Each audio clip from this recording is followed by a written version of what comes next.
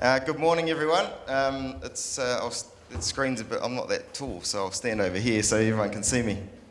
It's my pleasure to be the MC this morning. I'm the Chief Executive for Miraka, for those of you who haven't met me, and there is a few new faces in the crowd. It's quite amazing to come to a Taupo event and still be meeting people, so great to see such a fantastic turnout, and it's a credit to the Chamber to get so many people here along today, so well done. In terms of the run sheet for today, first of all, just a bit of housekeeping. Turn your phones off if you haven't done so already.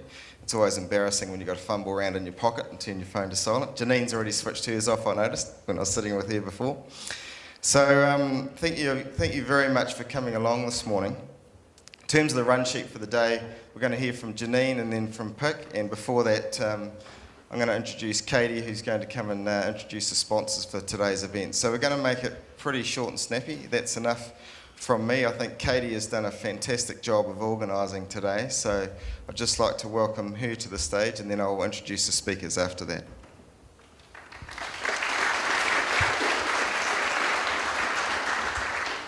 Good morning.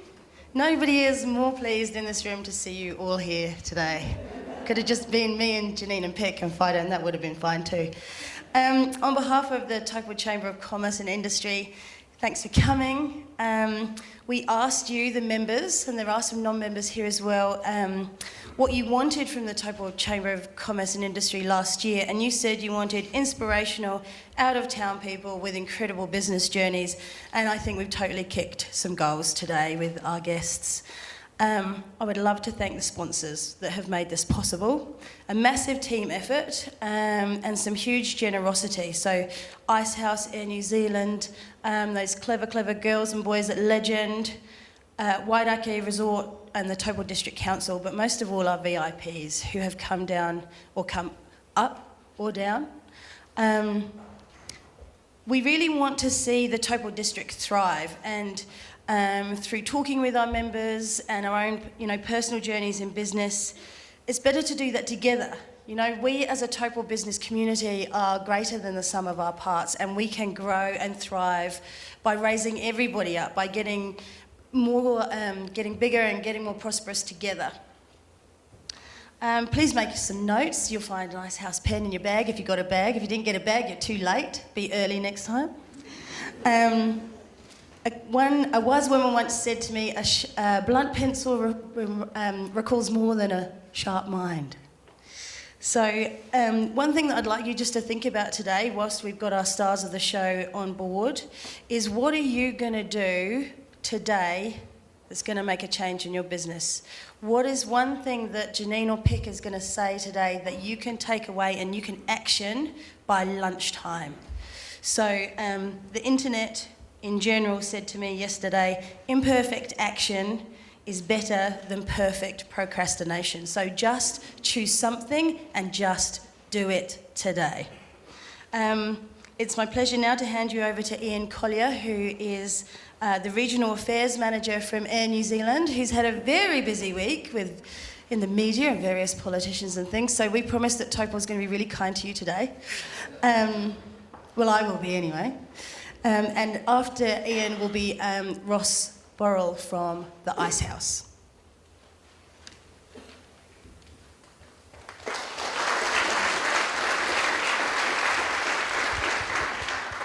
Thanks, Katie. To be honest, I feel like I've been poked somewhere with a blunt pencil myself in the last couple of weeks, so my mind's feeling particularly sharp at the moment. It's been an interesting couple of weeks, and I know no one wants to talk about that in this room.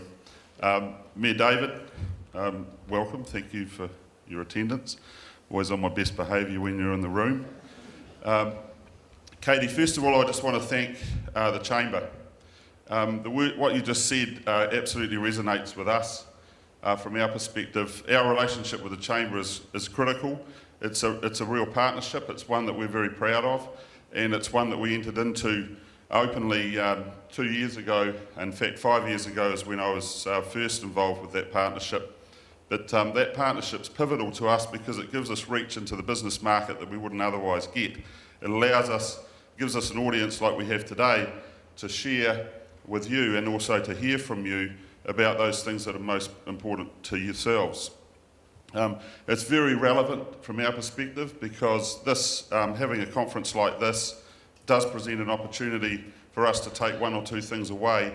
And when I look at the guest speakers today, personally I think it's fantastic because you can tell I've never eaten peanut butter in my life. I'm fading away. But Pic's actually introduced me to a whole new place in my life. When I close my eyes, I go back to being 5 years old. When I open that bloody jar, I just go into a world that's quite scary. And so from my perspective, that's one aspect of today. The second one, from Farro's perspective, I love that. I mean, what a business. It's fantastic business. It's one to be incredibly proud of where it's come from and where it's going. And from an Air New Zealand perspective, there's a whole lot of common ground. From our perspective, is in terms of what we're attempting to do every single day in the relationship particularly that we have with our customers. And Icehouse is where it starts. That's where it starts. That's where the gem of an idea goes, and they put it through the factory, and out the other end comes world-class businesses. And so I think today does represent an outstanding opportunity for all of us, including ourselves. From an Air New Zealand perspective, from a tourism perspective, incredible in terms of growth. 3.7 million people visiting the country every year now, and projected to go up to 4.5 million. We had 11% year-on-year growth in February alone. So if you sort of take that out and forecast that out, another 300,000 people will be coming into New Zealand to visit this amazing place that we call our own and that we get to share with others from around the world. The secret is how we do it. The opportunity that presents to us to present ourselves as being unique, because we are. We have something to offer that no one else has, and that's where the opportunity actually sits. So what we do, it's not about the planes that we fly, it's about the people that we bring and the experience that they have. And the part that Air New Zealand plays is simply in being able to extend our country beyond our own shores into an international market. That's what we do. And we do our best at doing that. We've got 11,500 incredibly proud Air New Zealanders from around the world that are based around the world, bringing the very best of New Zealand to New Zealand. And what we ask of yourselves, as those that deliver the service to the customers that come in, is simply that you do the same. We do our best. We don't always get it right, and sometimes we get reminded about that with a blunt pencil. But we also do it with the greatest respect, and we always do it with the best intent. We're always doing our best to be our best and pushing ourselves before anyone else does to do just that. From a Taupo perspective, this market represents one of the most, it's a tourism hub. It's one that everybody wants to see and wants to be at, and there's a very good reason for that. It is an adventure playground, and it does present a massive opportunity for all those that are either directly or indirectly involved in the tourism business. And so today, I think, once again, thank you, Katie, for the opportunity to be here. I know none of you will have questions about our service or about our price or about our or anything else related to any of those things, other than to say what a great job we're doing. And before you ask a question, I'd like to say thank you and pass over to Ross. Thank you very much.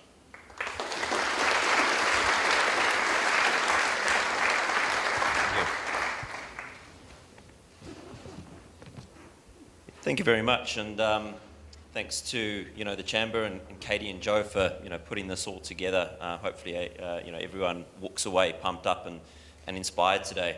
At the Icehouse, we believe in the potential of our entrepreneurs and our business owners, and we're really lucky because we get to work with some of the most passionate and entrepreneurial people, and Pic and Janene are case in point, and I'm really looking forward to hearing from them a little bit later today. But I just wanted to provide a really brief overview about what we do and perhaps demystify some of the perceptions of what we do and why we do it. The Icehouse was established back in 2001, and the aim is to deliver an impact on the economic performance of New Zealand over the long term by lifting the international competitiveness of the SME sector. So the purpose really is to enable Kiwi businesses to find their potential and to be successful. So how do we do that? We work with established businesses and we work with startups. On the startup side, we invest and we add value to startups, and we try and ensure that they get the best possible start and that they're ready for the next stage of their journey. And sometimes that involves partnering investors to founders.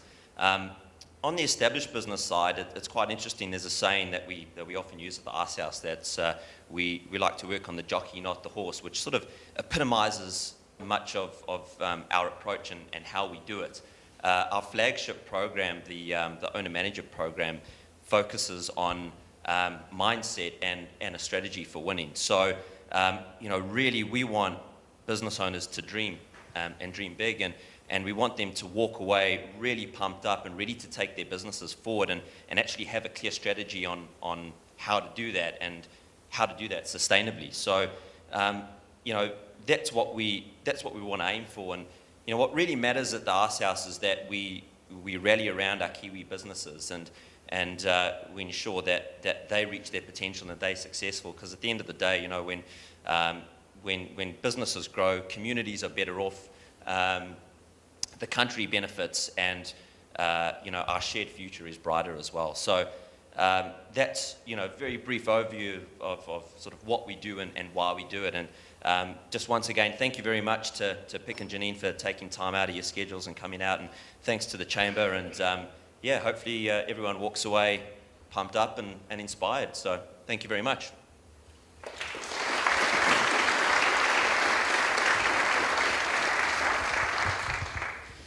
Thanks, Ross, and thanks, Ian. It's my pleasure to introduce our first speaker for today, and it's fantastic that we have got some great speakers here. And Janene, who I've just met this morning actually, but it's great. She's a great supporter of Medaka, which is awesome. She's already got Whaiora in the store, and that's really true to what they do. So Janene, together with her husband James, opened their first Farro Fresh store in Glen Innes in 2006. With zero food retail experience, starting on the smell of an oily rag with just 12 full-time staff. The idea was to open a one-stop fresh food market that stocks everything in a cookbook.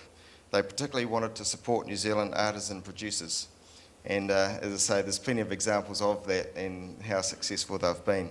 Today, Farro Fresh has 5 Auckland stores and employs over 400 people. Janene trained as an optometrist, which could be quite useful. I'm getting towards my mid-40s, and I can certainly tell you I'm heading down that track now. But to go from an optometrist to running a food business is truly outstanding.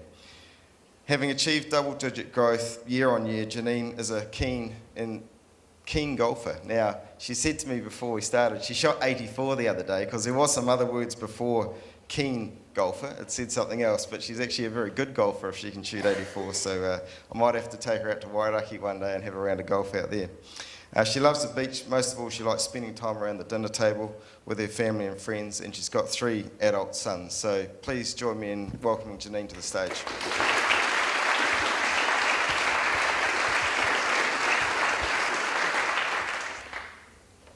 Hi, well, thanks for having me here today. It's really lovely to see so many of you up in the morning, and a woman coming along with makeup so early was quite an achievement.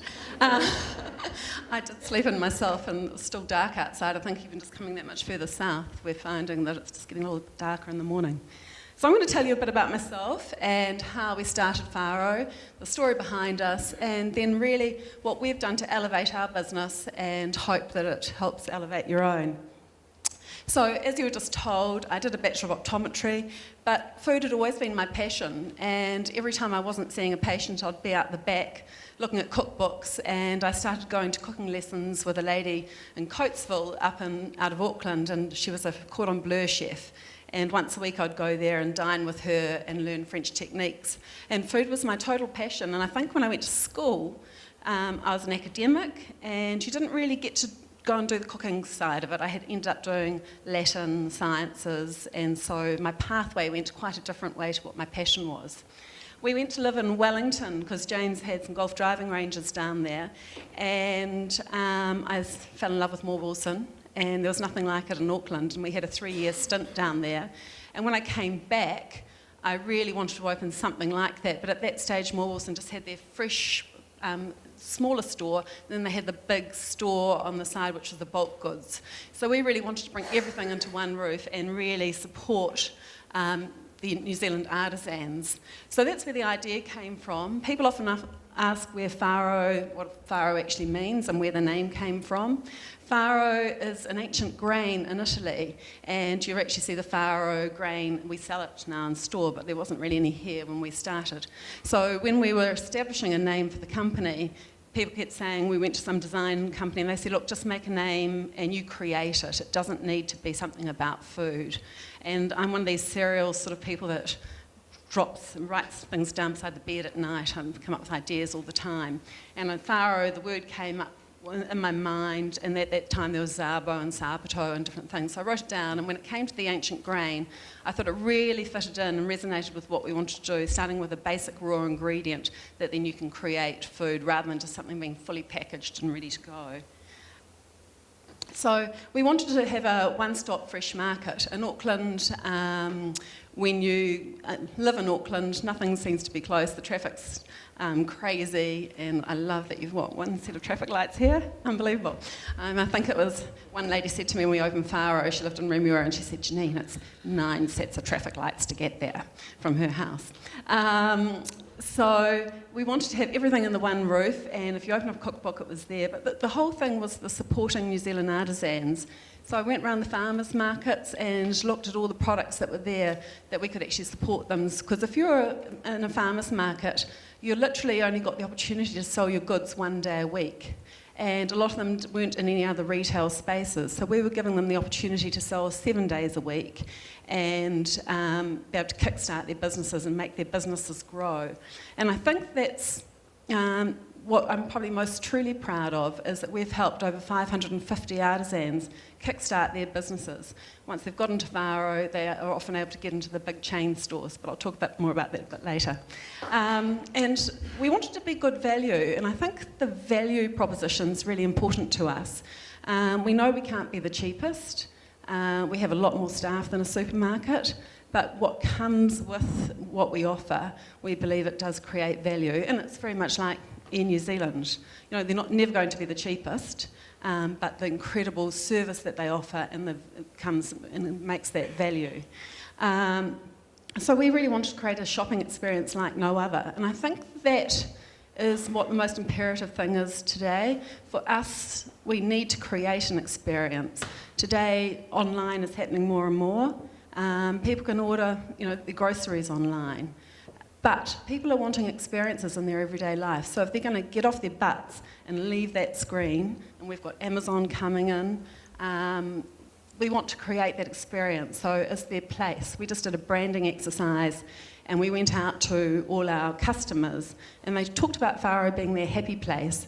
They send their husband or their non-foodie partner to Pack and Save to get all the basics, but they come and they explore and they find and they taste. And so that's really what we need to really work on to continue to be at that elevated point within our company. So, like we're just told, that we started with 12 staff back in 2006, so we're coming up to be 12 years old. We've got 450 food-loving individuals in our company now, and we've got 5 Auckland stores, and we're just about to open a new one in Mount Eden, so we should have 6 in the next couple of months. So that's really exciting. We opened our last store in Oiraki just in February last year. Oh, there's James and I.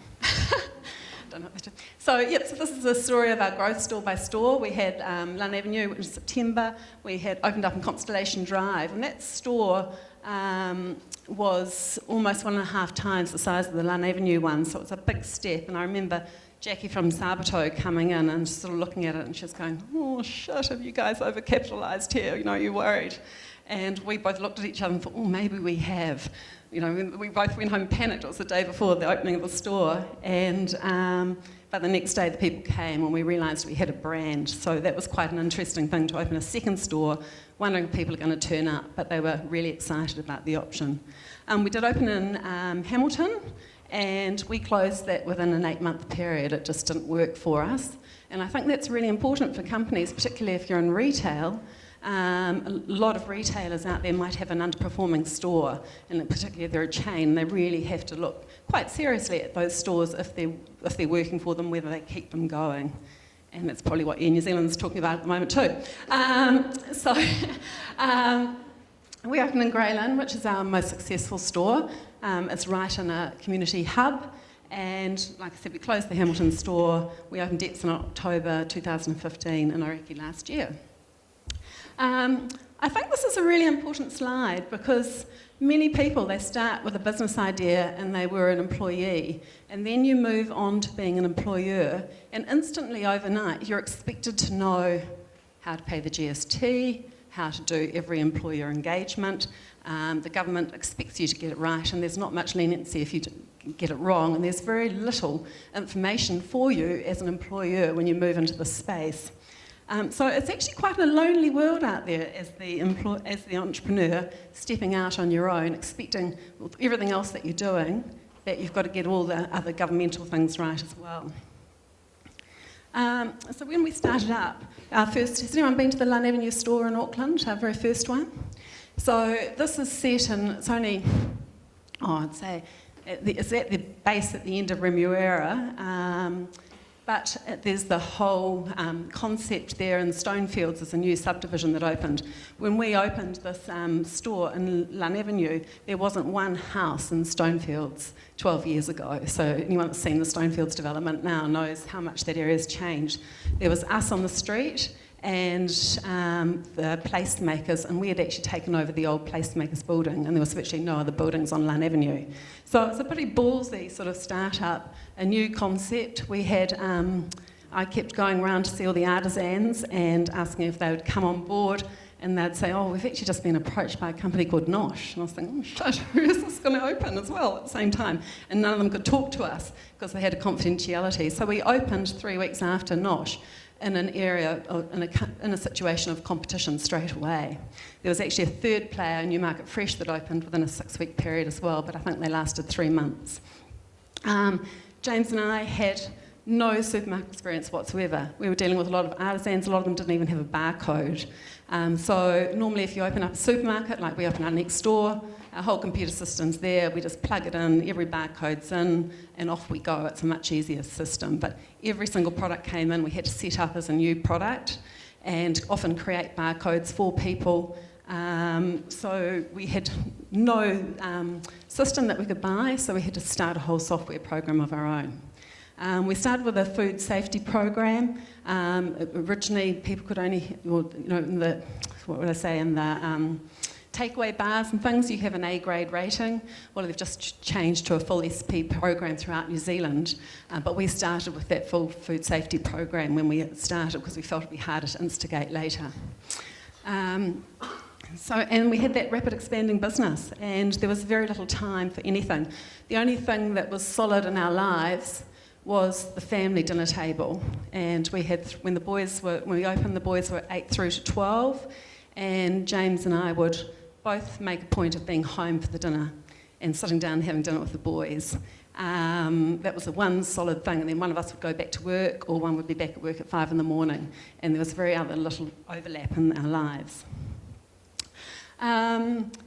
When you're growing your business, it was the same thing. Every week we needed more stock, we needed more staff, so there was more and more financial pressure on us to actually keep that growth factor going. We found that we needed to invest in the systems and the staff early, and the systems, what we put in place, were probably the critical thing that kept us in the right position for growth going forward. But this was me after 5 years. I was trying to be all things to all people. I was totally run ragged, and I woke up one morning and said to James, I don't want to go to work anymore. And James had actually done 2 one-day courses with the Ice House, and he said, you're not coming to work till you ring Ice House. And I was literally crawling under the table, almost like feeling I was having a breakdown. And so I enrolled for the Ice House program. And I love this little wee little wee sketch that I've got there, because Icehouse is very much like one little brick at a time. And they really, when you start the program, I went on the owner-manager group at 23, which is about 7 years ago. And you get given all this business information, but they say don't just go home, go back to your teams and implement it all straight away, because the teams will just think you're crazy.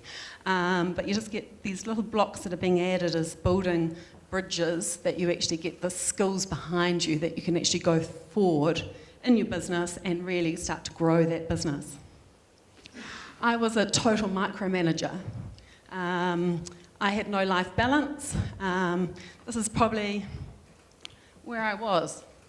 I hadn't seen a friend, gone out, done anything social other than got to the children's sporting events in the weekend, and I probably hadn't been away. Girls and friends had gone tramping, done all sorts of things, and I was literally just a workaholic.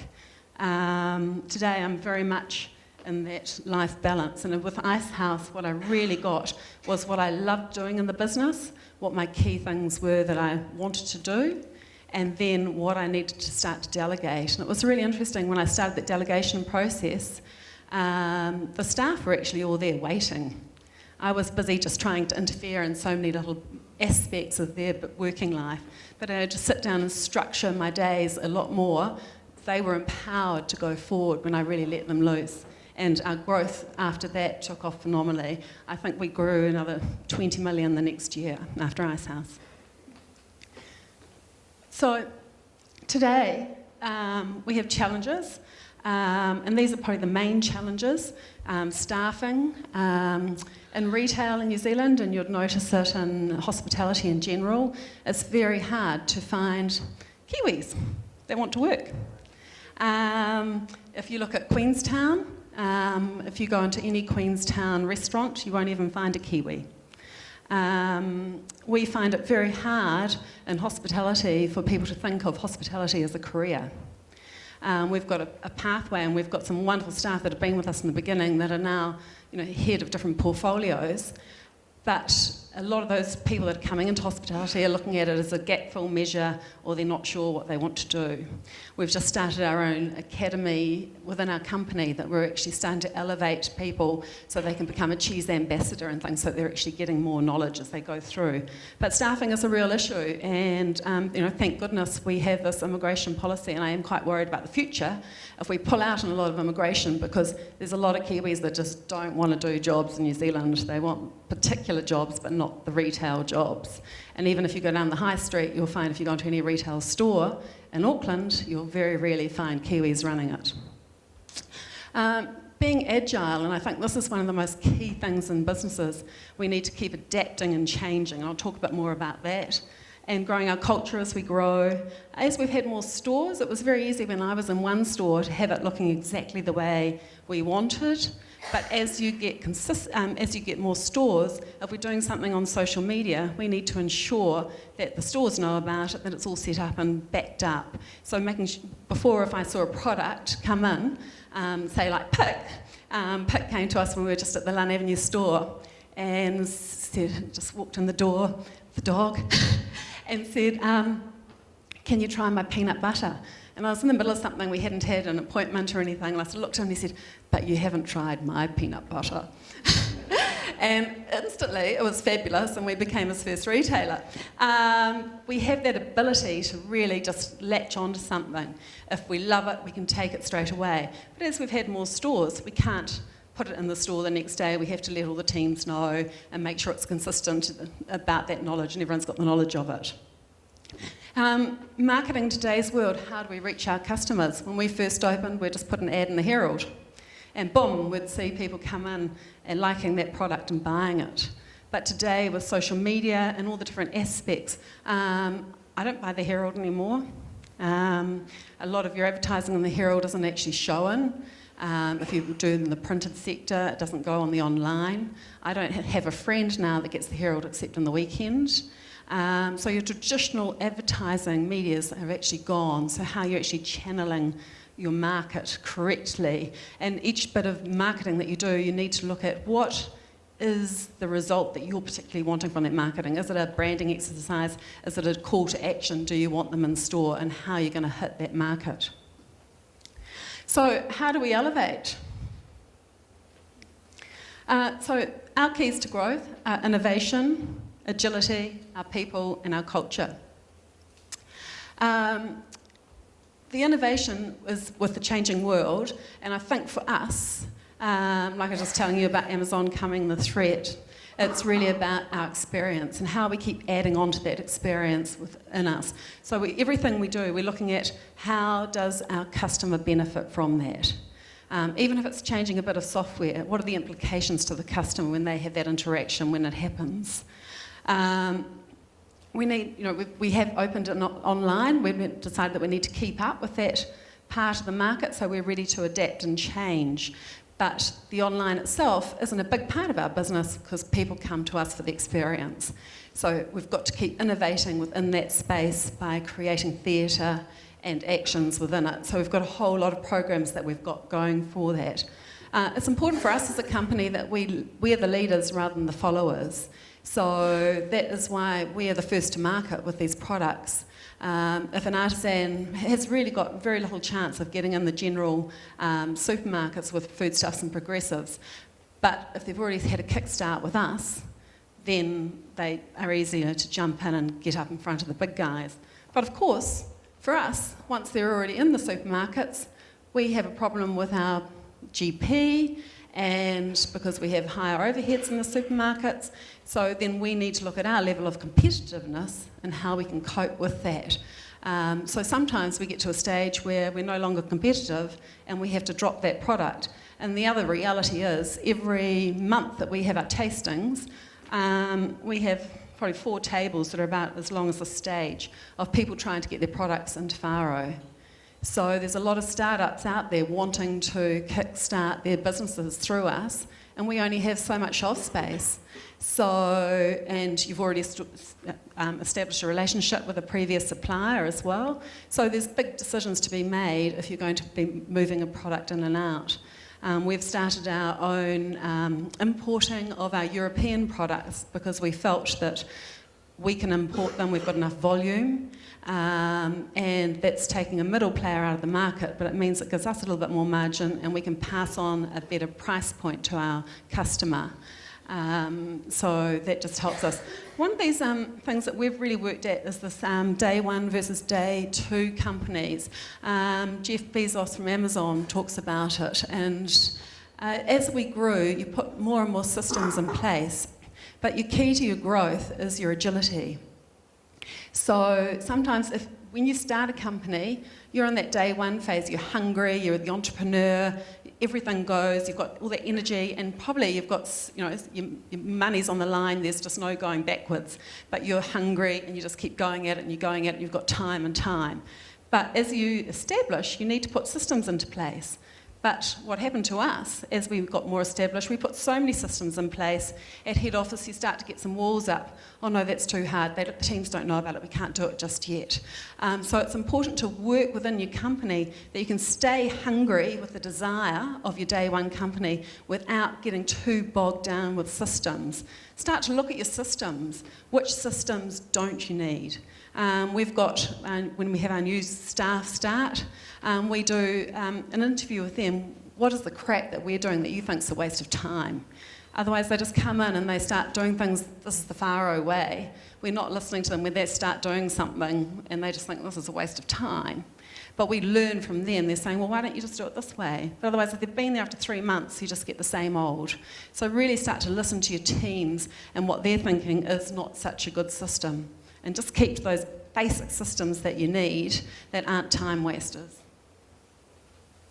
We strategise, we set both short and long-term goals, so we have an annual strategy meeting and we set them up as sprints really. So we went through 5 key areas of the company, so something in HR, something in the marketing side, something in logistics, and we did a short-term sprint. And what's the theatre we're going to create in this next 3 months? We can try something out in one store, see if it works, and then if it doesn't work, we fail fast. If it works, we can roll it out. We keep with the why. Why do we exist? Why do our customers come to us? Why are we doing this? And if you keep questioning yourself, then you're going to come out with those right answers. Looking at what our opportunities are, and what are your opportunities? The market size, you had, like someone said to me, would Farro open in Taupo? For me, no, because at this stage your market's not big enough. We need 8,000 to 10,000 people to come into our store to make it a profitable store on a weekly basis. So if we're going to only get 5% of your population coming in, is that enough for us to actually, be sustainable? So, but what are your opportunities? How can you grow? People's eating habits are always changing. We're looking at a wellness factor out there now. It's changed tremendously. Kiwis are eating 25 kilos less of meat a year since we opened the business. So if I look at that as a retailer, and even at $15 a kilo as an average retail price point, how much sales have I lost just by people changing their eating habits? There is now a whole move into the fridge world. Instead of being the meat fridge, a protein fridge. And we're starting to see that come in with the likes of sun-fed chicken, things like, does everyone know sun-fed chicken? So it's a pea protein chicken that's come out. It's not chicken at all, but made of pea protein. So people are really moving into having what we call flexitarian, days that they don't eat meat. But we're getting this whole wellness with like paleo and different health fads that are going out and healthy products that people are wanting. Sometimes a product will come in and I look at the price point and I think, who would pay $16 for a loaf of bread?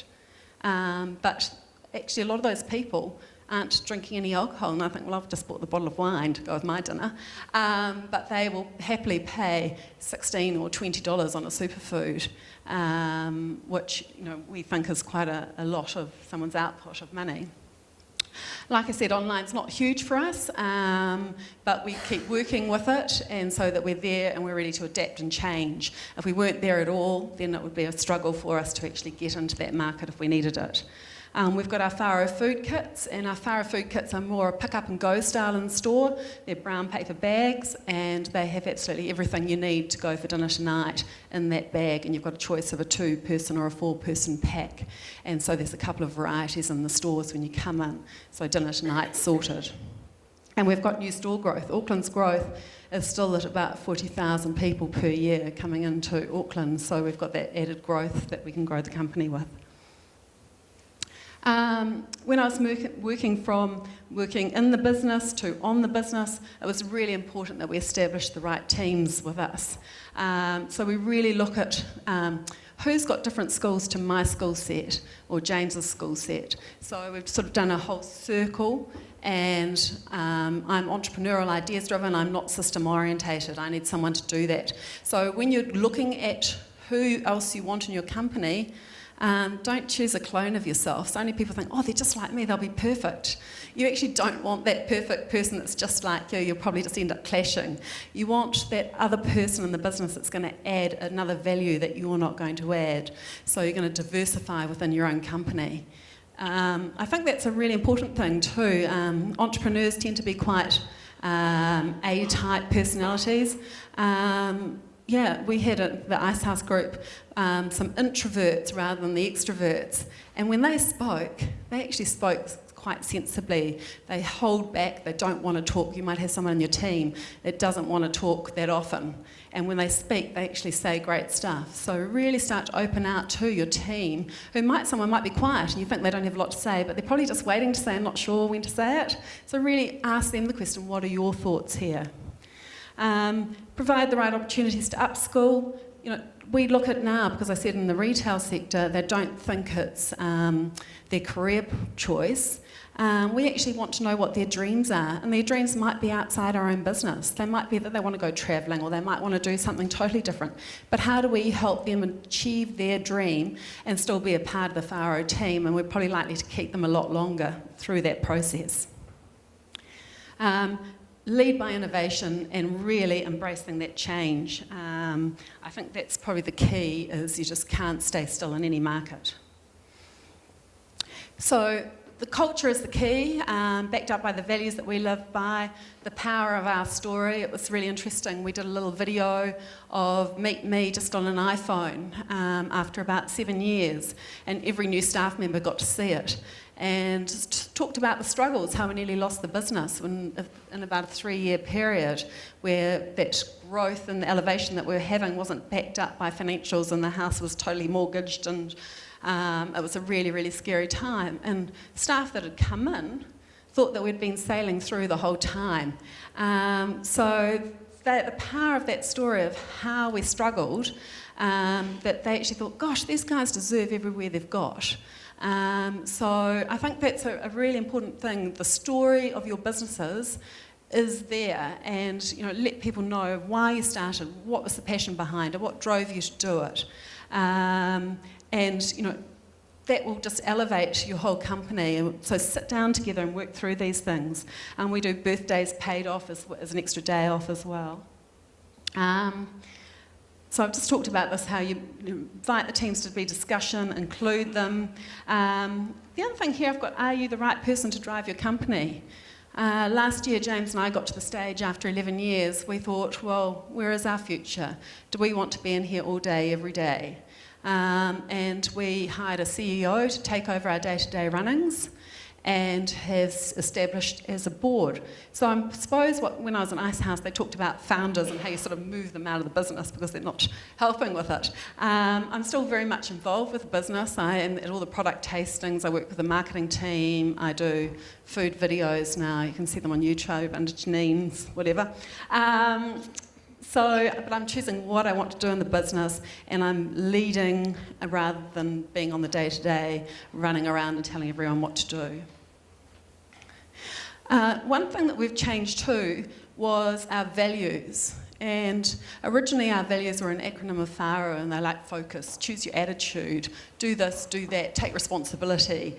And we were telling people what they should do. What we've done is we've humanised our values and got the buy-in from our staff. So we went around the stores and we talked to the teams, and we didn't just choose the managers at each store. We got someone from out the back packing right through each sort of area, and we got together with them and we asked them what they felt Farro was for them, what they valued most about the company. And one of the things that we really got was that we were a family business, and people just loved it. They felt they were a part of that Farro family, and that it was very inclusive. And this is like how we care, and we care about each other, and we care in what we're doing at work. We take pride, we collaborate, we work together, and we celebrate when we do well. We empower each other. And it's all about the experience. So everything we do is the experience of the customer. So what we do with these values on a weekly basis, we can take one of these values and we can have a talking point that goes out to the stores on what we're working on. So they keep being reiterated, our values, so everyone starts to really understand them and work with them. But what was really nice, we had total buy-in because the teams had come up with our values rather than just head office saying, these are our values and this is what you should do. Everything about, choose your attitude comes in here. Because if you've got pride, you're going to have the right attitude. We get a lot of young ones that come in, they might have partied all night and it's Sunday morning and, they really don't want to be there, but they've got up. But, I think you've got to leave what's happening at home and have that right attitude, game on, face on for the customer. What is your mission? At Farro, we are there to share the love of food. And I'm not saying through exceptional service, but by being exceptional. And I think by being exceptional is the change that we've made, and the slide didn't change, but that is by being exceptional in service, by being exceptional in the products that we choose, and everything about Farro, we try to be exceptional. So for me, it was very much invest time for yourself, take time for your family and friends. When I did Icehouse, I ended up with a situation where I had 15 full days. You have to commit to 3 days once a month for 5 months to be with a group of people. So 15 days with those people. I hadn't even spent 2 days in the previous 5 years with my best friend. I've been so busy and engaged in the business process. So you get this group of people that become amazing friends. They're growing their businesses, and they also have so many experiences. And it doesn't matter if you're in food retail, you're an engineer, or whatever business you're doing. If you've got one employee, you've got an HR issue. You can talk and discuss about your business really openly with a group of people.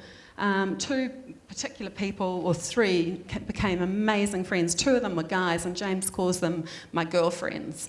It's an incredible thing to be able to ring someone up and saying, oh shit, I've had this happen, and they can go, welcome to my world. They totally understand and get what's happening. So that was an amazing thing with Icehouse, that I was able to invest in myself, have friends to back up, but actually get that time back for myself. So for me, my key learnings, life balance, working in the business and doing what I want within the business. Looking at my roles, what my skills are, what I'm good at. Retained what I really wanted to do. So now, like I said, I'm that tasting queen. Nothing really comes into Farro without me being a part of that tasting program and talking about it with the category managers and then comparing it to the other products that we have in store. I really, really enjoy that.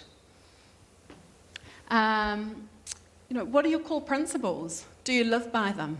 At Farro, quality is paramount. Food honesty, we want people to know where that food's come from. If we do a home brand, we want people to know who it's going to be in collaboration with. We don't just want to say it's made in the middle of wherever with no story behind it. Food passion, we really love our food. We look at those key ingredients in it. What's the effect of those ingredients? We can really choose them. Like I said, price points that fair, and everything we do must be there to benefit the customer, as it's their experience that matters, and without them, they're not going to come back. And our biggest growth today, and the easiest growth you can have, is that word of mouth. We have an NPS rating of over 75%. So does anyone know what the Net Promoter Score is? And that's a super high score for a retailer. So that's, what is the likelihood of you going to recommend your business to someone else, this business to someone else? So we really pride ourselves on that NPS rating. So I'm not saying Farro is great, but I think this helps elevate companies, and things that we're working on will probably hope to hold us in that right place in the market. We know our purpose, we know why we exist, we lead by example. So everything James and I do, or our head office team, is an example to the next person. We're building a culture driven by passion. We're asking ourselves if we live by our company values. We know our customer, and we're always asking our customer what else we can do, what else we need. But one question I say, people often say, oh, why don't you stock this, or why do you do this, or whatever. If someone's saying that, if we're going to stock a product, it needs to be what we call mutually beneficial. It needs to work for both us and them. There's no point us stocking it if it's not going to sell and it's only one person that wants us to sell it. Or that same person asks us in 10 emails, why don't you stock this? But if we're not going to sell enough of it and it's not going to turn over, it's not going to be fresh, and it's not what we're about. So whatever you're doing really has to work for both you, your customer, and your supplier. And really understand that power of agility. If you're not prepared to change, if you're going to be stationary, like I said, we had some walls going up in our company before we did our shake-up with the CEO of people not wanting to change. Change is really scary. People aren't sure of it. But if we can do these short sprints and make steps towards change all the time, show them that it's going to be okay, then they're going to get on that bandwagon with you and make those changes. But we just took the top office, or the head office team, to Kowal, and we did a whole 2 days on innovation. And what were their ideas? What things could we actually put into place in the way of innovation? So that inclusive nature of doing that, everyone's really excited about the new things that are just about to be put into place. What can we do straight away? What are we working on? What teams are going to work towards that? I think that's it from me. So thank you for having me, and what a lovely turnout at such an early time in the morning.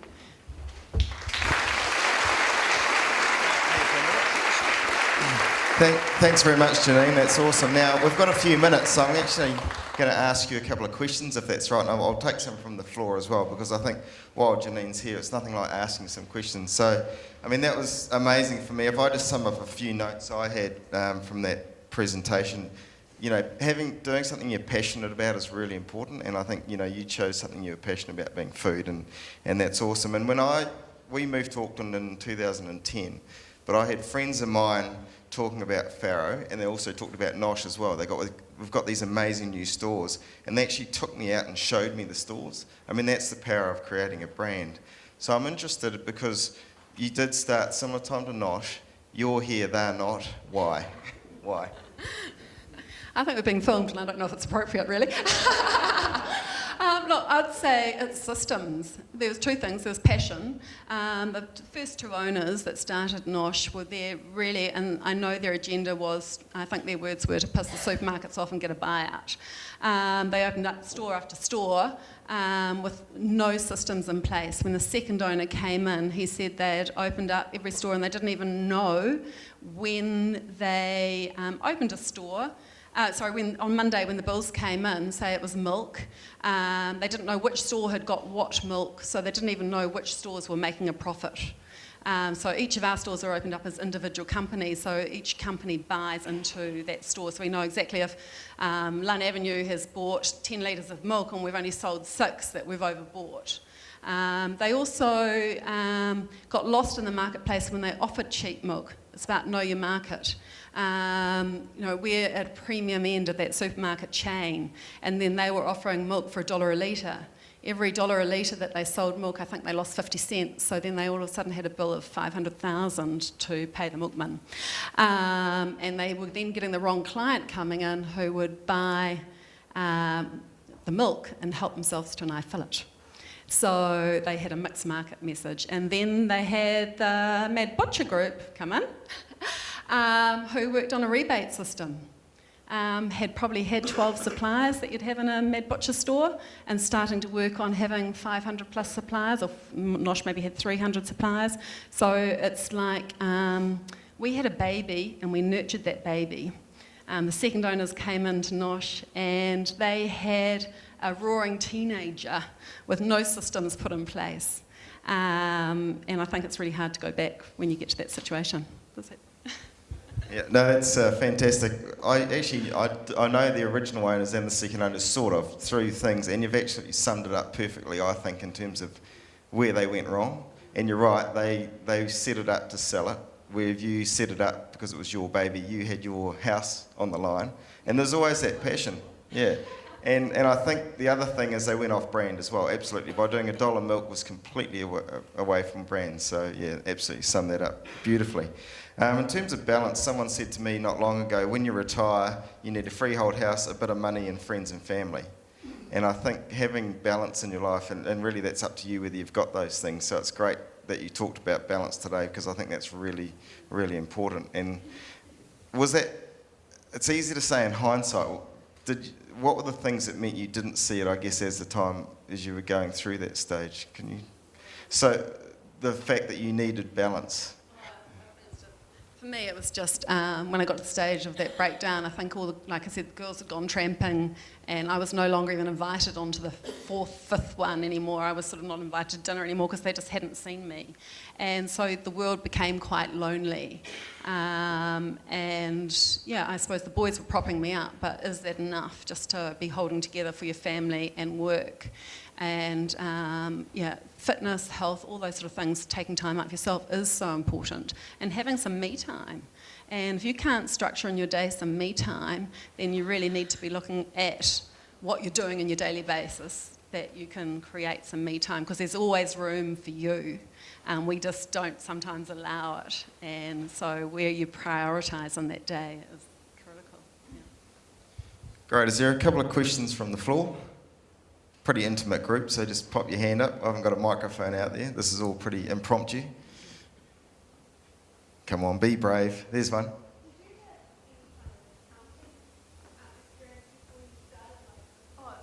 So. Yeah, sorry. James had done a Bachelor of Management Studies, so he was we never really overlapped in the business ever, actually.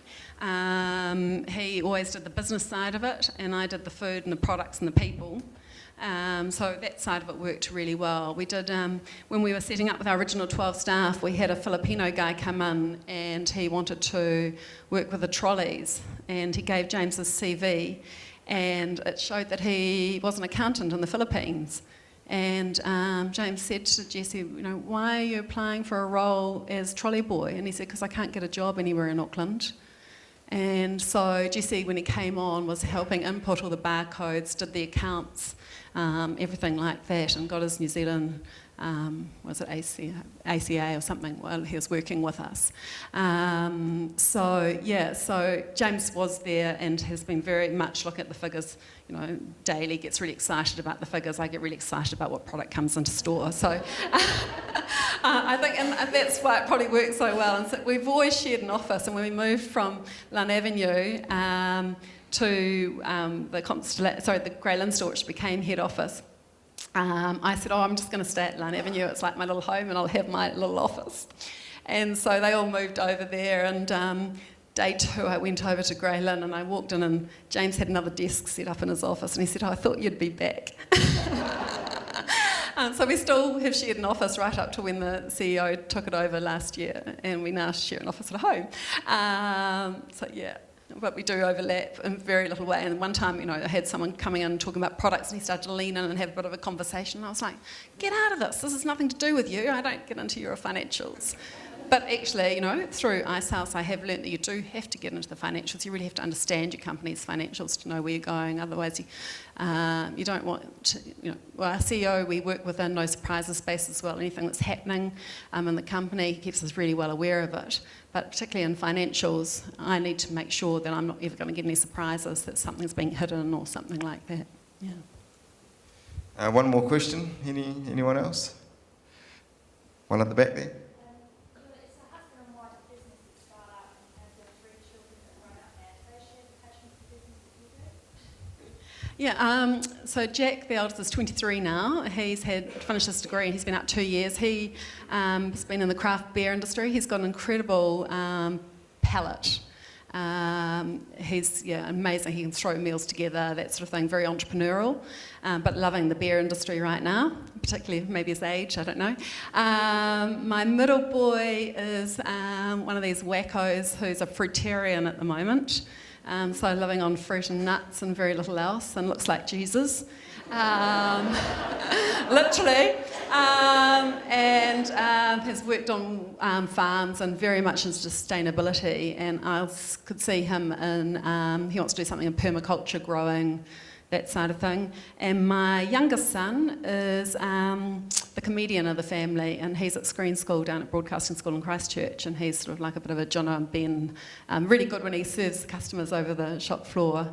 And he did say to me recently, Mum, there's, you know, Dad and I are quite different from you. And I said, why is that? And he said, well, Dad and I like to save the money and you like to spend it.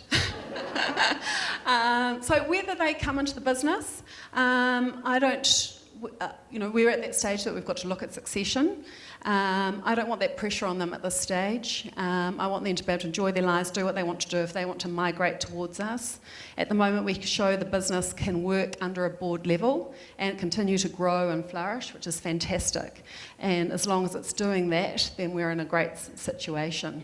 So no pressure for the boys. I just want them to continue to enjoy their passion for food, and coming home for family meals is probably what I love most. Yeah. That's great. Thank you very much, Janene. Can everyone...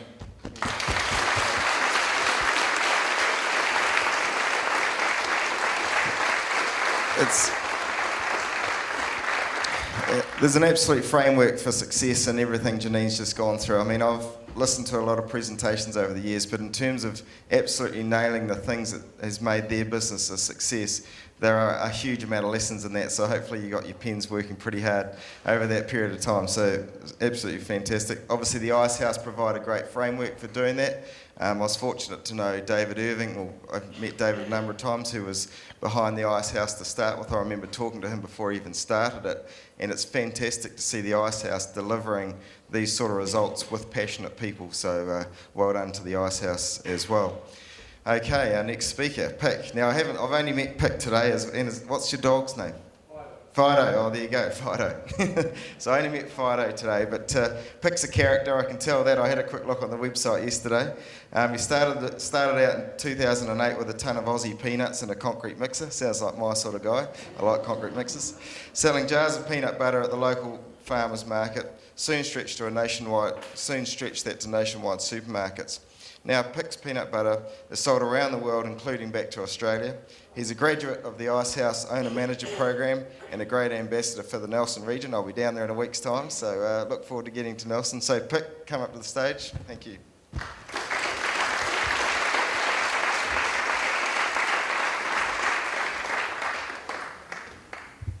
Thanks, Richard. Well, tēnā koutou, everybody. It's wonderful to be here. It's a little bit like Nelson, and that we've got a small town here, and we can get phenomenal support, from your community. It's been one of the neat things about being based in Nelson. So about 25 years ago, I was on a friend's boat, American guy's boat, and he said, "What would you like for lunch?" And I said, "What would you like in a sandwich?" I said, "Have you got any peanut butter?"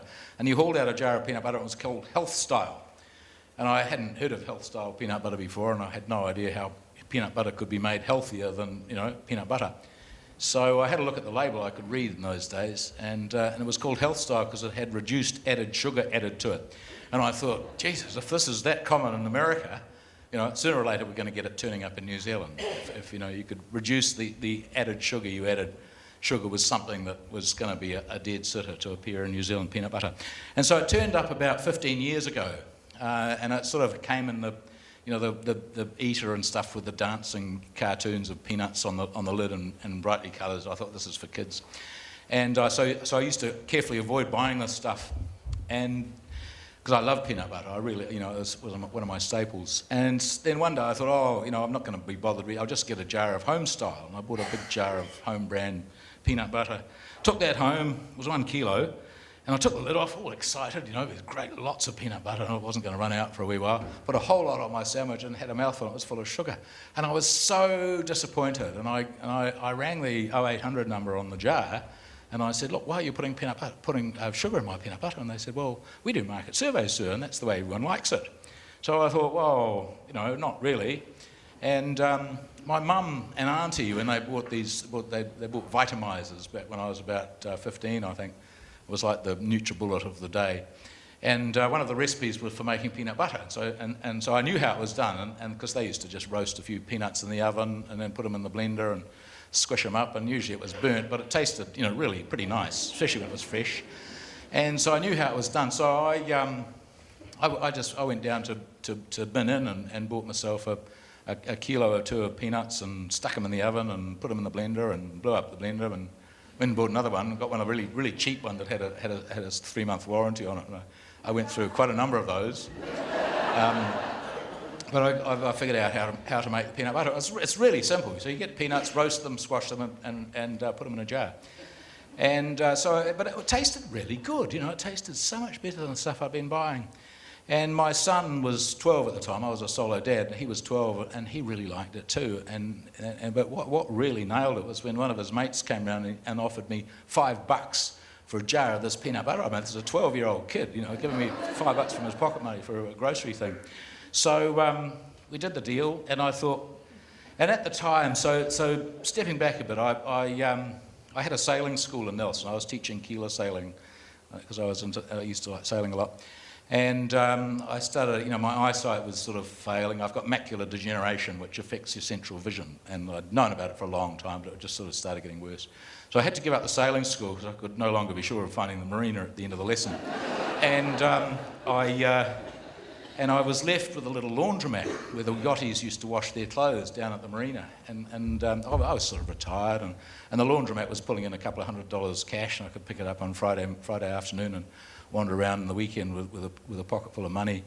And then the laundromat had to go. The lease expired or something, and I thought, if I could get my $200 back, I'd be feeling much better about that.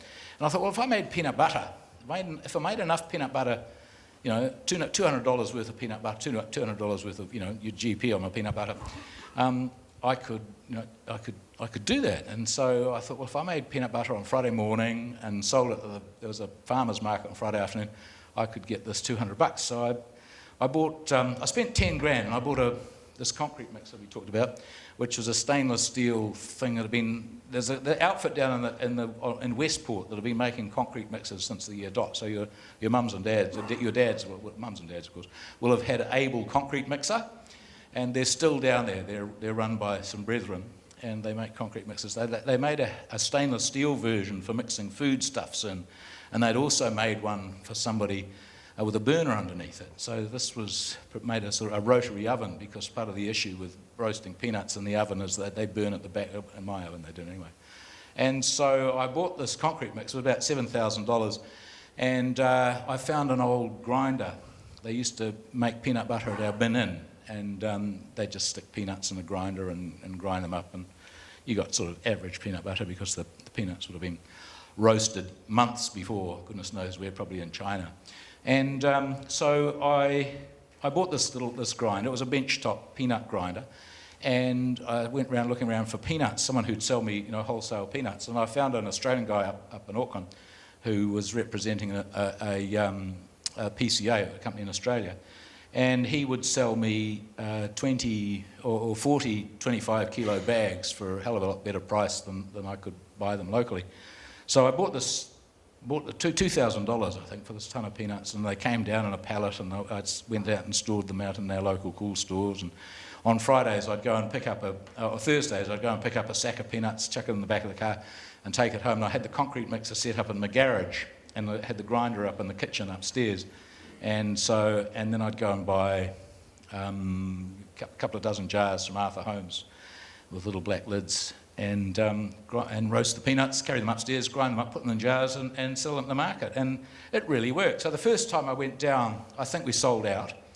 And I went back the next week, and all these people who bought it the week before came back to get more.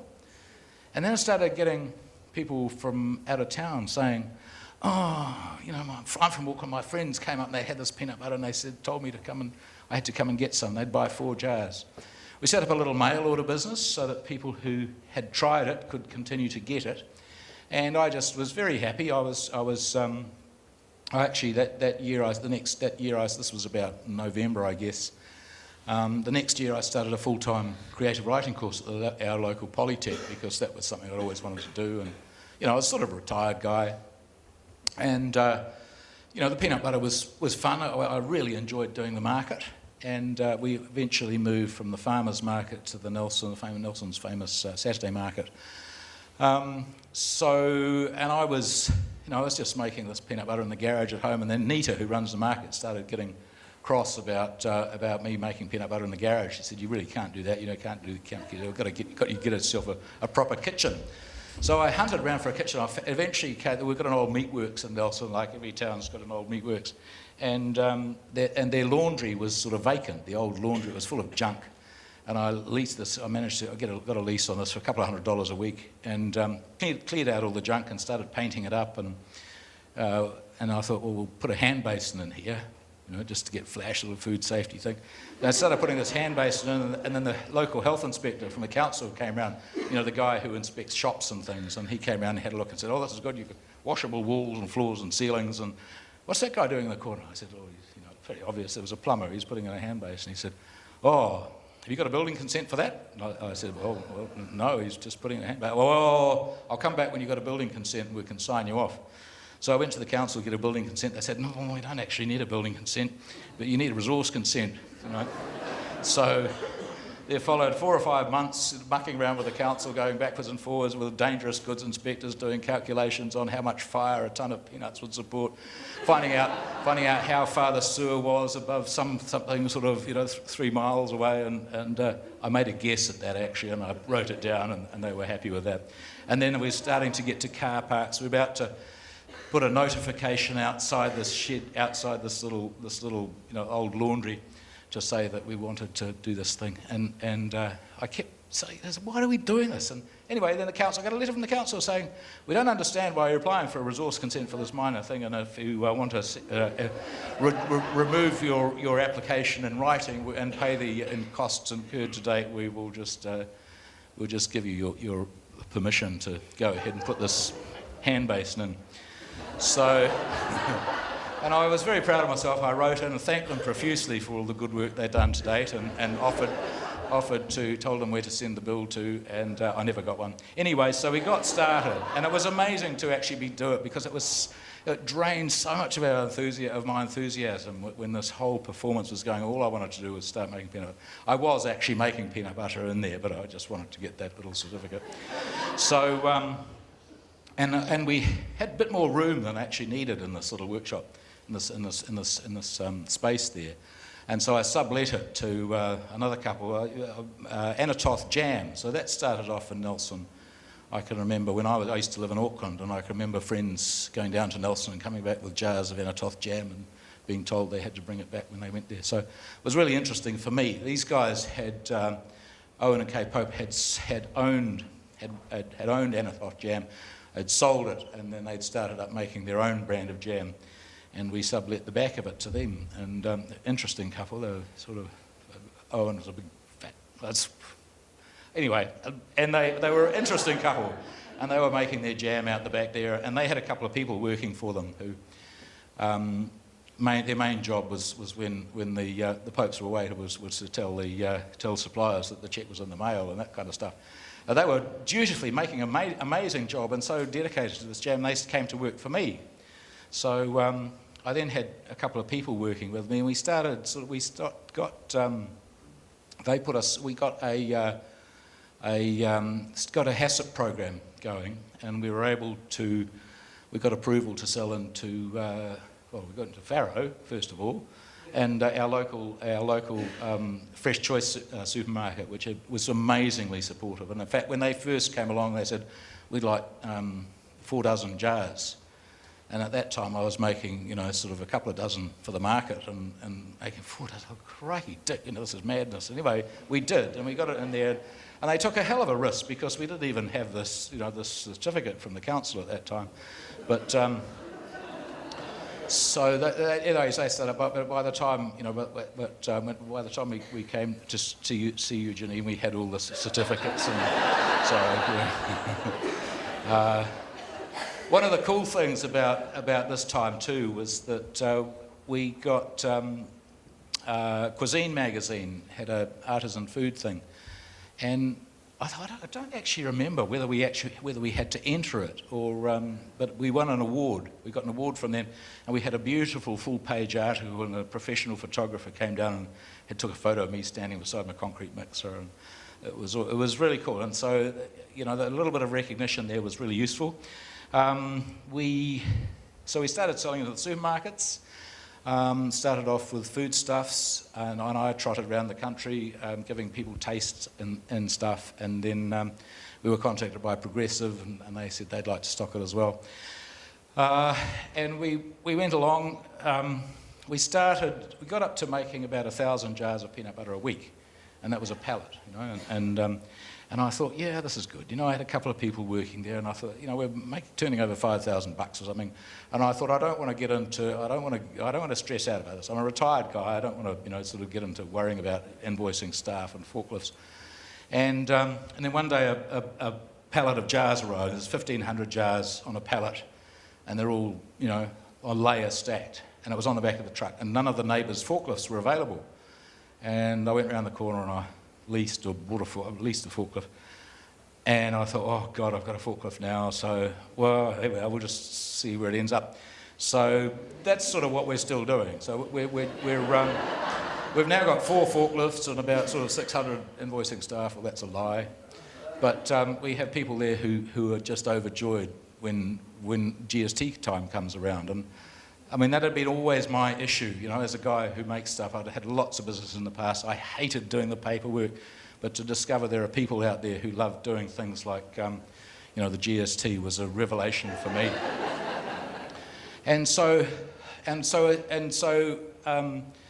We got we decided to go for it. I had a about $500,000 worth of stocks and things, to retire on. And so I cashed all them in and went to China, and they had to go to a machinery show in Guangzhou there.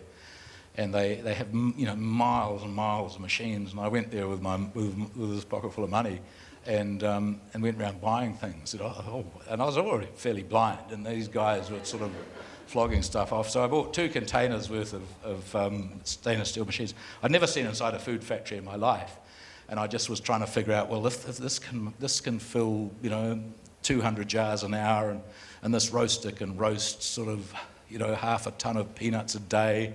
And I was doing anyway, I came back with all this stuff. Most of it didn't work at all.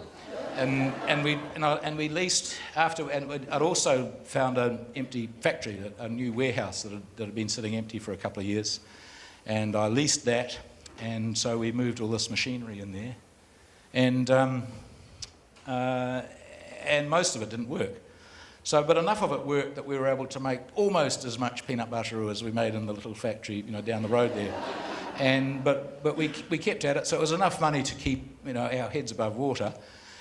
And I had this amazing mentor next door, this old guy who sat in a little office beside the meatworks. It was straight out of the 40s, this office, and Bill was surrounded by paper, and he owned half the industrial land down in Nelson.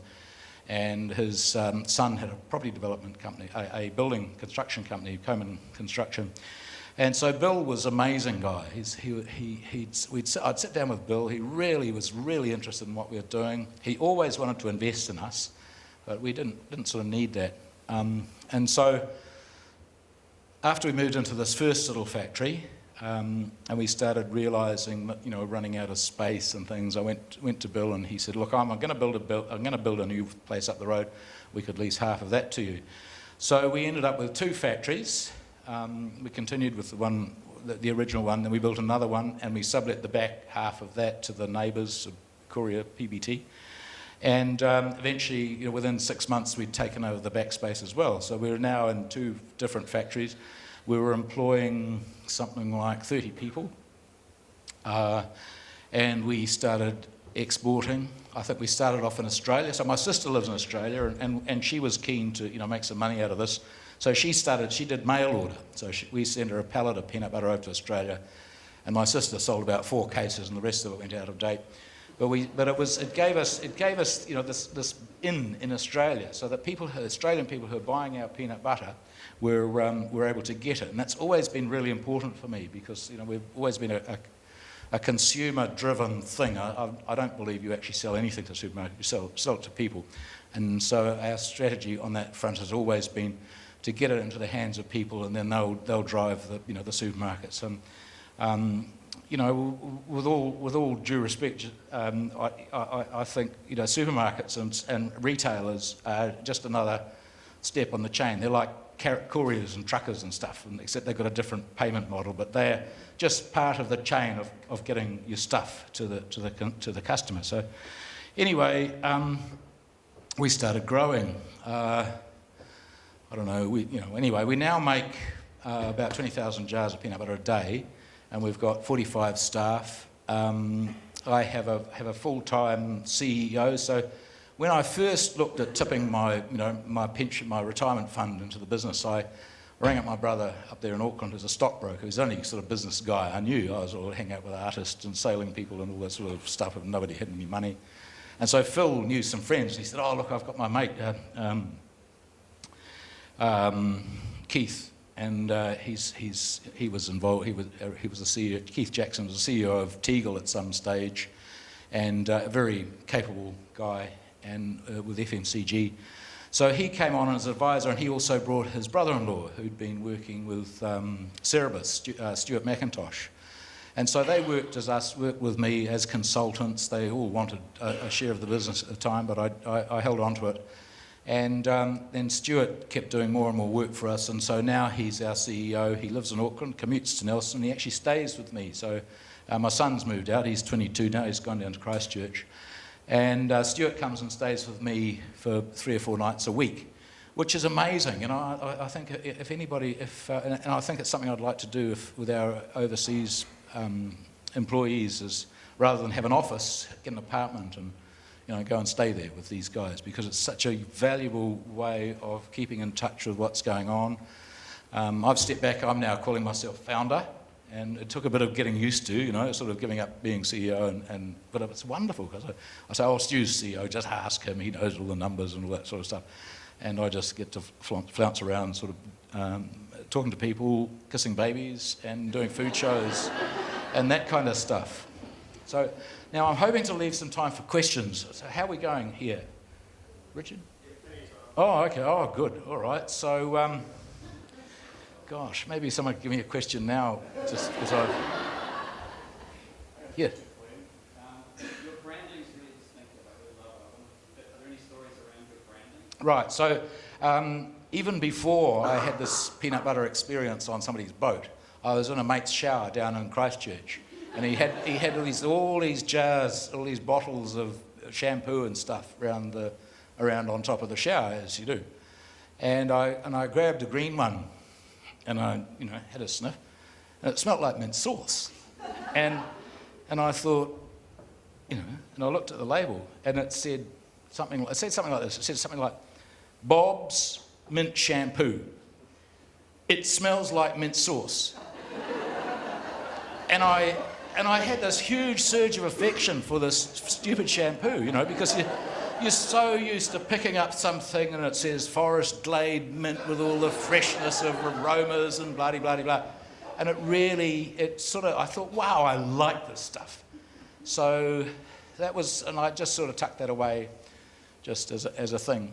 And when I started making the peanut butter, I just wanted it to be really real, so I got the glass jars. I asked around quite a lot, because I thought plastic would be better because it was less weight, there was less chance of damaging it in transport and stuff, but I did actually go to glass in the end. And so I got glass jars, and I found these, snappy, shiny black lids for them.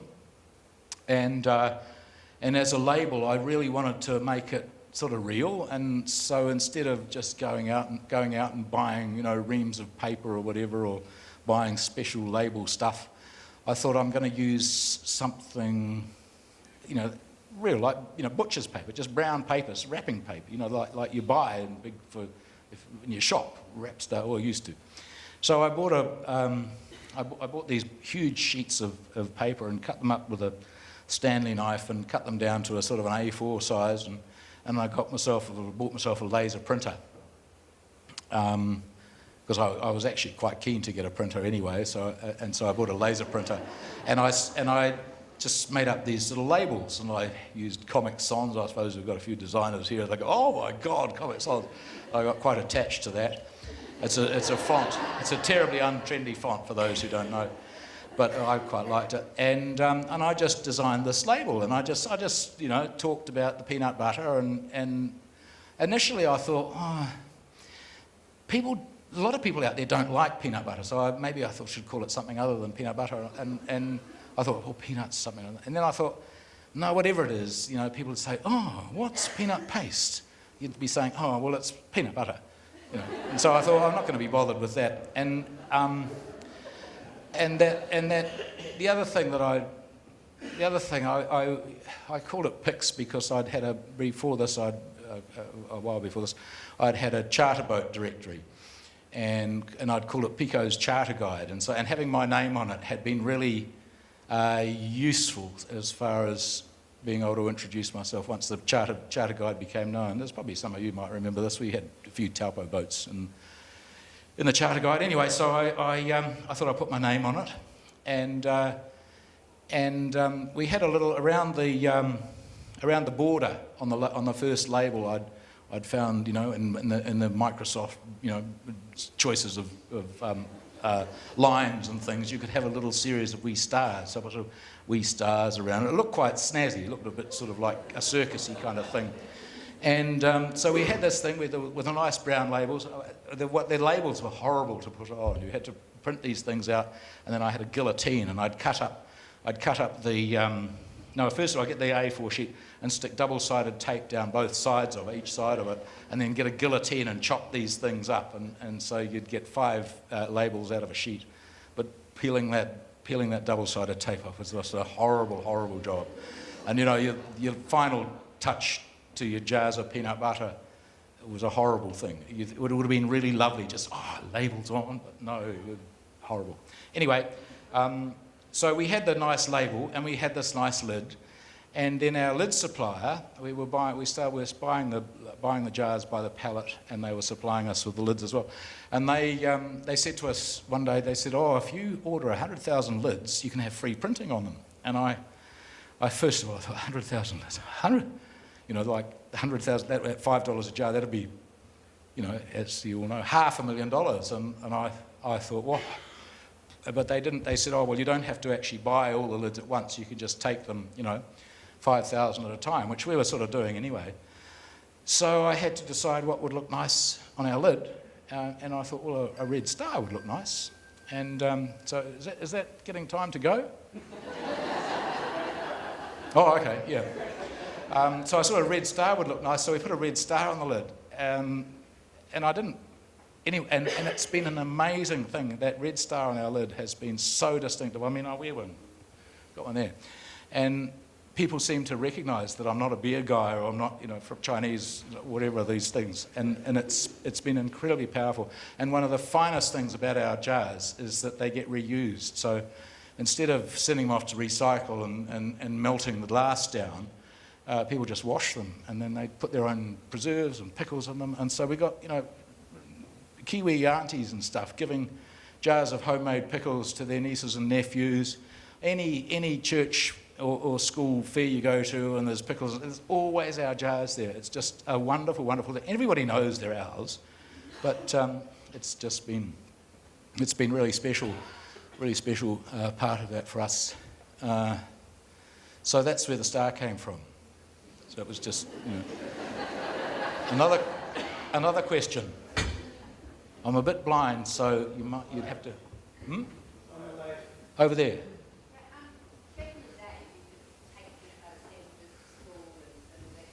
Yeah.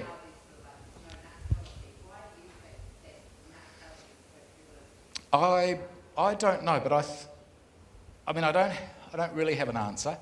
But I think it was hugely exacerbated when it was decided that peanuts were an allergen.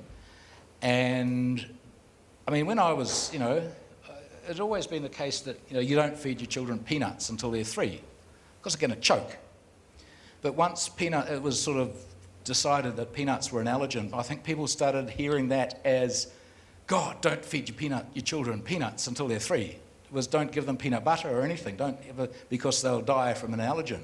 And I think that has really exacerbated the problem. I think kids haven't been getting that stuff.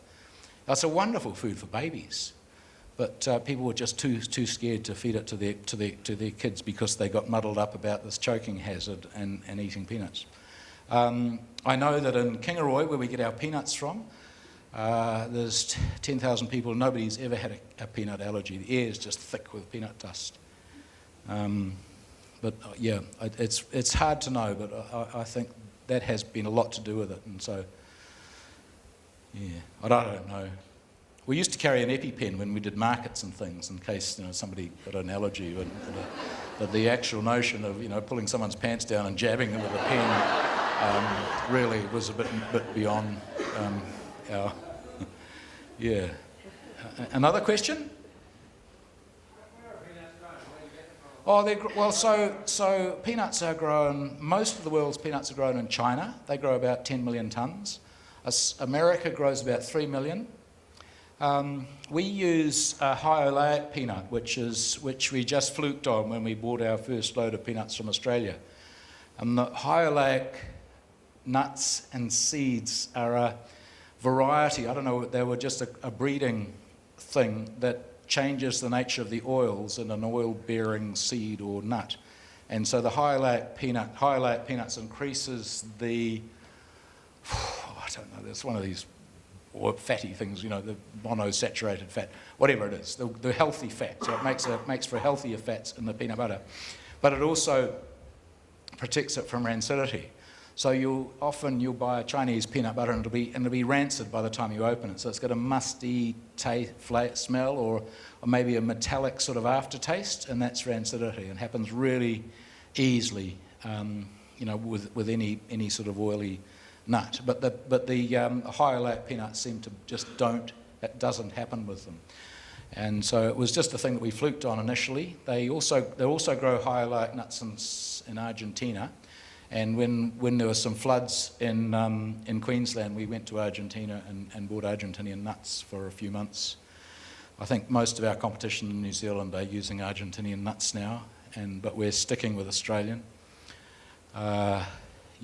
Despite our peanut company just having changed hands, so it was a grower cooperative that became a company, but it was having in serious financial trouble, and was sold to Bega, the dairy company in Australia, last year. And Bega also they recently bought the Vegemite brand and the Kraft peanut butter factory and brand, although Kraft is disputing whether they bought the brand or anything to identify. But anyway, so we're now buying peanuts from a competitor in the Australian market, although they're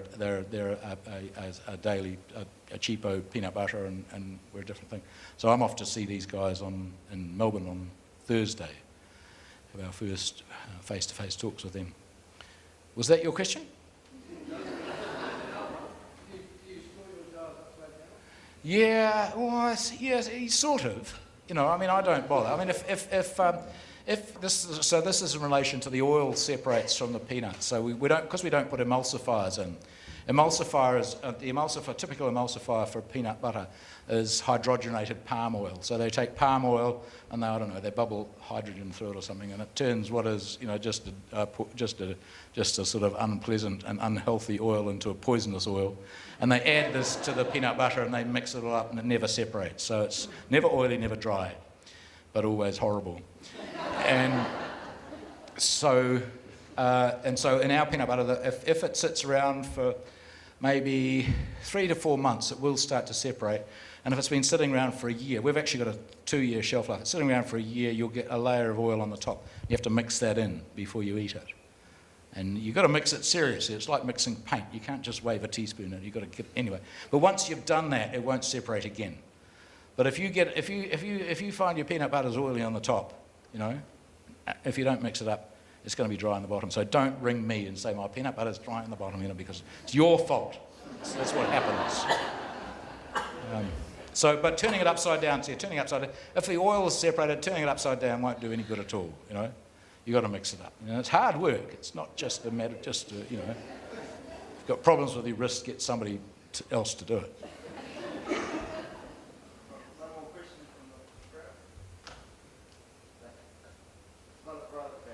Okay. What do you think you've been successful?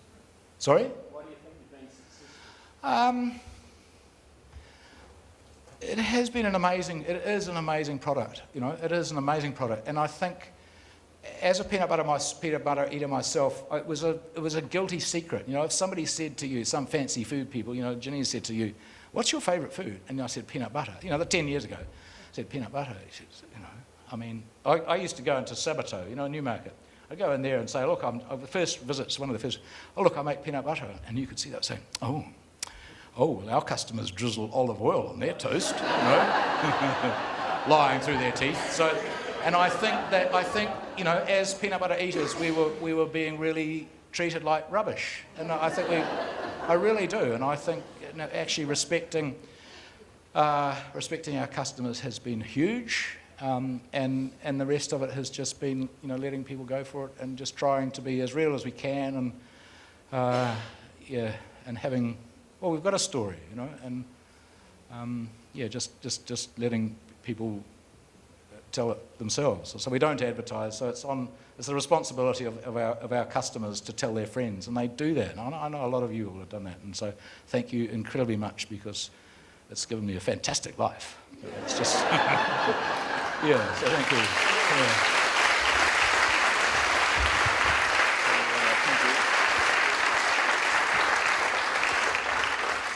Thanks, Pic. There's no question that entrepreneurs tell the best stories, and it's a fantastic. And I didn't know he was a character, but I guessed he was, and that proved to be the case. I think just a couple of quick lessons before I hand over to Katie. You know, a lot of what Pic said, the Ice House could wrap a framework around. I've got no doubt about that, but I love the common sense approach. I mean, if they said plot your competitors to Pic, he could get a whiteboard out and say they're all over here, they price point here, and they taste like this. He just did it out of common sense, and that's what I love about entrepreneurs. They actually quite often do what you could go to the Ice House and learn, but it's just innate in them, and they make it happen. So it's a fantastic story. He's got another one. Hang on. I must say that I did do an Ice House OMP course, and it was one of the best things I've ever done. So actually getting together with people and realising that because of my handicap, I was already doing that delegating stuff, but actually getting together with people in similar businesses was just phenomenal. So I forgot to mention that. So, you know, thank you so much. The other thing that entrepreneurs tend to do is not listen to people. So when they get told not to do something, they just go ahead and do it. And then it's the judgment around when to listen and when not to. And I think that's a fine balance from the entrepreneurs that I've met over the years as well. Is you need to push through things. A lot of people say, no, that'll never work. You need to push through. But then you also need to understand what you're good at and what you're not good at and bring the right people around you. So that's fantastic. That's enough from me. I know the guys at Bega, so I'll have a chat to you about them shortly because they're colleagues of ours in the dairy industry. And the chairman's, he's a good man. So we'll have a chat about that. But Katie, over to you to wrap up. Thanks. We're on time, so I've done my job, I think. Great job. Yeah, just a couple of little things that I picked up. There's that constant, the glorification of busyness that Janene alluded to. Like, we get so busy and everyone's so busy and we're doing all these things. But actually, it is really important to take time out as a business owner, as a family member, as a friend, and fill your own cup up, whether that's going to yoga, whether that's, you know, going to the gym at 6 a.m. on the spin bike. You know, because we do better business when we look after ourselves, you know, so just get up earlier and go to the gym. I also really subscribe personally and professionally to the it's better to ask for forgiveness than it is for permission, so I'm with you on the resource consent things, but don't tell the council anything, that's the best way.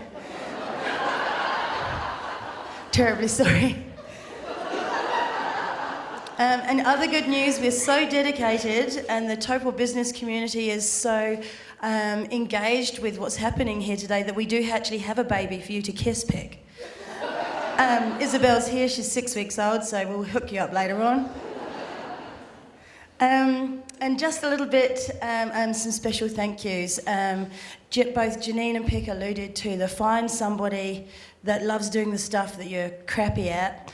And I'm really lucky that I'm supported by a board of volunteers that have all got amazing strengths and has made this happen today. But special thanks to Jo Kyra, who's our engagement officer, because she has an incredible eye for detail and I do not. And she's really made this happen today, so big thanks to Jo.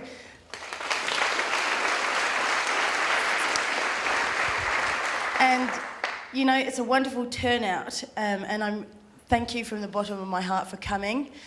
We've got some fabulous guests all the way from Cambridge. They won a prize for coming the furthest today. And so go forth, have some morning tea. Jeremy will be armed with a camera asking you for your highlight. So if you haven't written something down that you're going to action today, think of it now because Jeremy is relentless. Just one little bit of kind of admin. On the 5th of April, we'll be having a BA5 with Taupo District Council, and we're talking about the long-term plan. Please come, please listen, please come with your questions. Let's get really educated and informed about what's going to happen in our district for the next 10 years from a business perspective, so we can really shape where our council's going. If you don't tell us what you want us to tell them, you can't moan about it in the next 10 years. How about that? So just a final thanks to our guests, Pic and Janene, and our sponsors today. Big round of applause, thank you.